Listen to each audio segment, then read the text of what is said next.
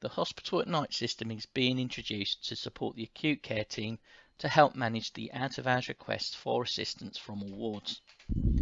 It will support you to seek help that you would have traditionally used bleeps and phones. Using this new facility will make the request you make more formal and will provide a robust auditing facility. Ultimately, though, it will make patient care quicker and safer. This form is only to be used out of hours, namely 8 PM in the evening until 8 AM in the morning every day. The form itself can be accessed from a desktop PC or an orange laptop through departmental icons, or on a red laptop through the dedicated desktop shortcut. If you do use an SSO device, you may be logged in automatically. If you are not, use your Windows credentials in the corresponding fields like I have done here. Once you have logged in, you can see that the form is split into 3 dedicated data fields. Let's have a look at data field 1. The partition should always read Hospital at Night. If it's not populated, select it from the drop down. There's only one entry. The nature of the call is selected from a drop down list. It is split into red urgent tasks and black, green, amber tasks. Selecting an urgent task will prompt you to bleep the ACT on the dedicated bleep number here. Make sure you have all the relevant information to hand. They will require a lot of clinical information about your patient, so be prepared. Not doing so will slow the process. Selecting a black, green, amber task will open specific fields in data area 3. So as you can see, I've just selected an ABG here, and as you can see, these 3 fields have been opened in data area 3. The campus is always Derriford. We have only one campus, it should be pre-filled. And as you are logged on, the form, as you can see, is raised by you.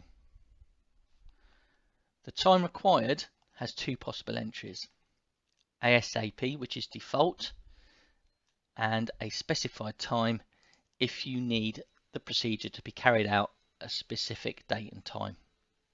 I'm going to use the default ASAP. Moving to data area 2, this is where we add the patient's details. I'm going to use a fictitious patient, and I'm just going to add the hospital number in the hospital number field here.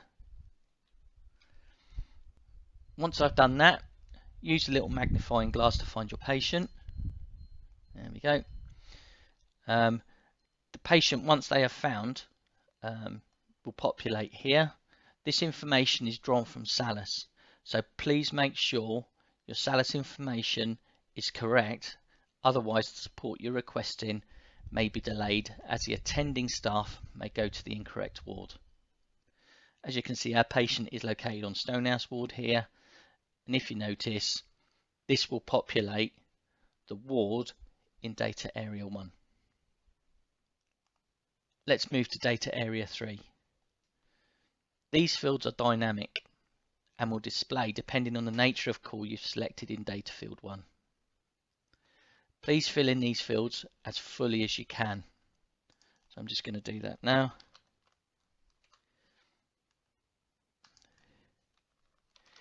Increased shortness of breath.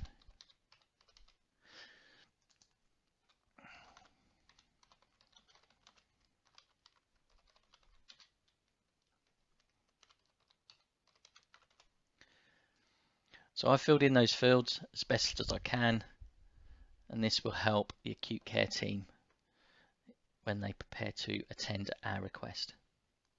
So I'm going to submit that. It will ask for a confirmation, and then it will tell me I've created the task successfully. So I'm just going to close that. In the top left of my screen, you can see my request tab. This will show all open tasks that have been raised for the ward. Here, clicking on a task will open a blue box to show some more detail. I'm going to scroll down to the one I've just created. Also, if I need to add a comment, I can from the blue box. Adding a comment may, for example, be required if the patient status has changed. I can cancel the request if the procedure is no longer required, and if the time is time specific, I can edit that time from this blue box as well. To close my request, all I have to do is select the little cross, and that just shuts the tab down. Using this form enables the ACT to provide a more efficient, effective and fully auditable use of resources to manage patient care out of hours. This will ultimately make patient care quicker and safer.